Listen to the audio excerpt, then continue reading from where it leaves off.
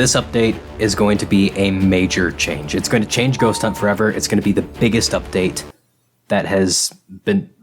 It's going to be the biggest update Ghost Hunt has seen for years, and it's going to be one of the biggest updates for years to come. Are you guys prepared for this? I'm not, but I'm doing it anyway.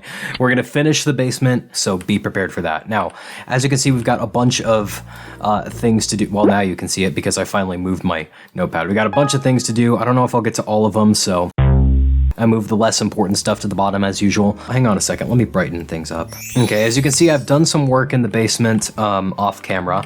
Like a lot of work in the basement off camera, but that's okay. I can't just keep like limiting my updates and my time working on this project to when I can record. Anyway, the point is you can ignore these pink parts. They're part of kind of a sound effect system that I've set up, but I'm gonna revamp it later because it's really hard to work with all these bricks in the way and stuff. But like I said, I'm gonna do the important stuff first. So first of all, I want to fix this vent banging thing because something came to my attention. What I noticed is that this cooldown only happens if the vent bang does not, which means in theory, someone could trigger the vent bang sound effect twice in immediate succession, and then the sound will stack on top, and we don't really want that. So I can get rid of these. So I'm basically moving the cooldown outside of the if statement so that it happens whether the vent bang happens or not. And there's a number of other scripts in the game that actually work the same way. I will find them little by little. There's an event that happens here. This also does the same thing, so I'm just gonna move this out of the way. There we go.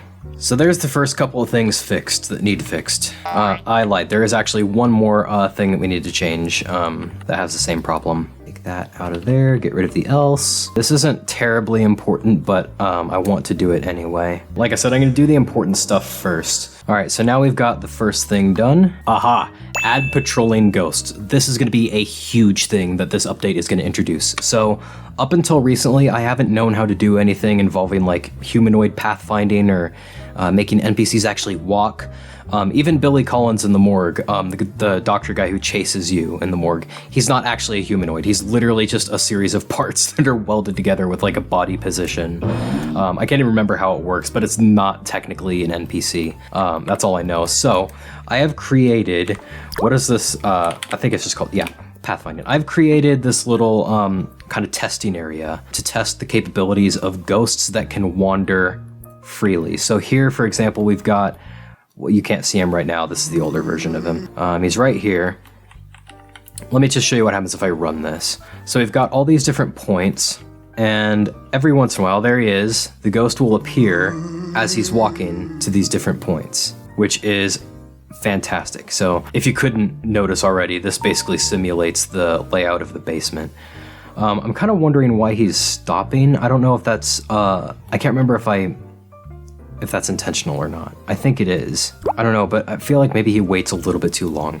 So let me stop that. Yeah, here, I think this is the code that's causing him to wait. So I'll have him wait for like 1.3 seconds, why not? Yeah, that's a little bit better. I'm more comfortable with that. So basically the way this works is this ghost will target the black points.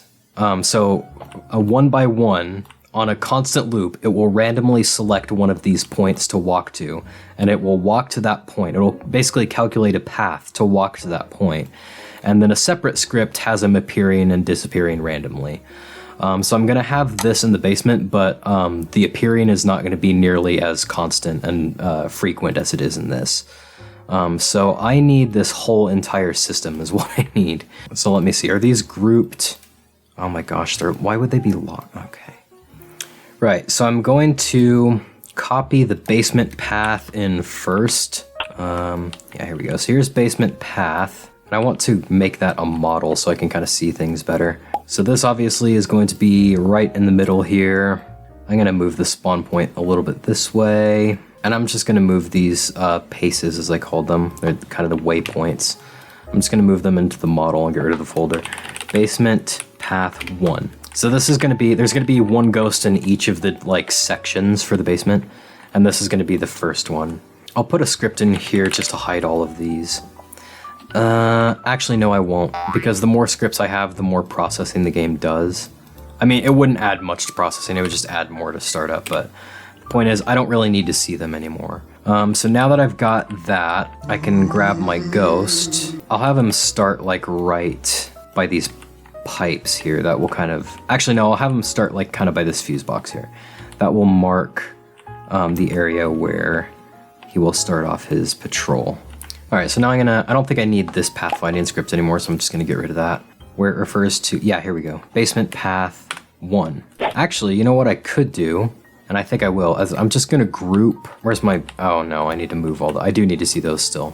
Okay, so I just need to find all of these and move them to the correct places they need to be. All right, so that one goes there. Also, these blue boxes, those just let me know that I want these rooms to stay completely empty, because I want there to be some empty, like, liminal space-ish rooms in the basement. I just don't want all of them to be that way. Okay, so now I've got basement path 1. I don't even think I need to number them, so I'm just gonna say path.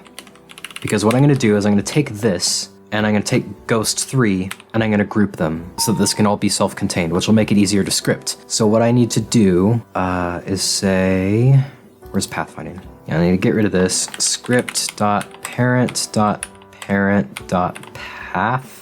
Yes, there we go. Path, get children, local random number equals mount. Okay, so this is basically the function that selects one of the points in the thing. I'm so great at explaining things, aren't I? This is the function that selects the next waypoint to walk to, which is really cool. So, yeah.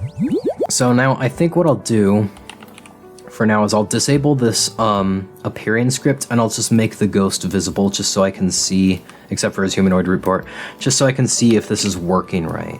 Oh, also there is one other thing that I really need to do that's very important, which is I need to select all of this. I need to put it in a collision group for the ghosts. I've already kind of set this up. Okay, so ghosts will be able to collide with floors, but not with default, which includes players. Not with other ghosts, and not with these things that I'll explain later. So basically that's how I make sure they can like walk on the floor without bumping into players. They'll pass right through players, but they'll stand on the floor because those are two different collision groups. That's how I've done that. All right, so now let's see if that works. I imagine there's probably gonna be something I need to fix, but maybe not. I don't think there's anything I need to fix. I think it's actually working first try. Oh my goodness. Oh, that scared me. Okay, but that's good. That's really good that just happened.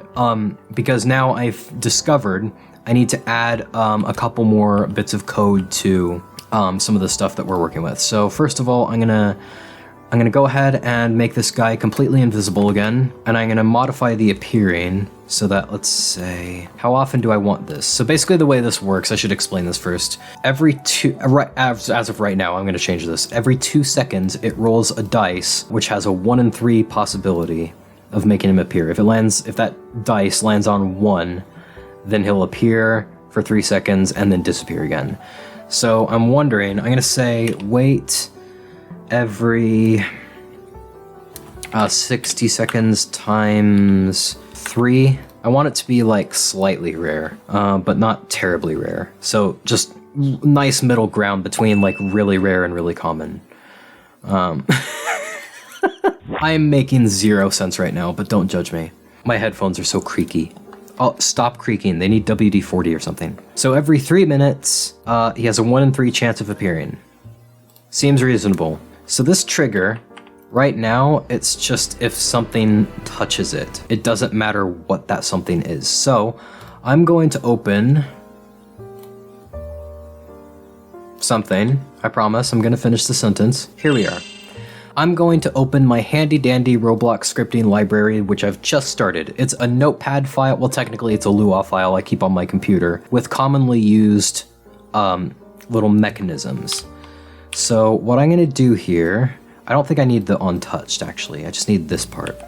What the heck is this? Yeah, I just need this middle part. So yeah, every time I have a commonly used like scripting mechanism, I'm gonna add it to this, or I'm gonna try to be consistent about that. What this does is that it makes sure that whatever touched a part is actually a humanoid, but I'm also gonna expand on this. So not only am I gonna check for a humanoid, I'm also going to check that the parent dot name is not equal to ghost3, I think is the name of it. I cannot type, which I think I'll just change to ghost now I think about it. So now we've got an if statement in the vent bang trigger that actually checks for a couple conditions. First of all, as soon as it's touched, it makes sure that whatever touched it is something that has a humanoid. So like, if I ever add more physics to Ghost Hunt, which I'm planning on doing, like if a flying box or bottle or something hits this, it won't trigger the vent bang. Secondly, it makes sure, since both ghosts and players have humanoids, it makes sure that it was actually not a ghost that touched it, meaning by process of elimination, it would be a player. In that case, then it would go ahead and proceed with potentially banging on the vent. So to test this, I'm actually going to touch it myself, because I have no guarantee the ghost is going to touch that again. But I still want to make sure players can, players can go ahead and still trigger that. Good. Excellent. So now I think I can go ahead and take all of these paces. Okay. I'll tell the story of why I call them paces and not waypoints. I played Sly Cooper 3, and eventually you were given a treasure map that would say, like, take 40 paces this way.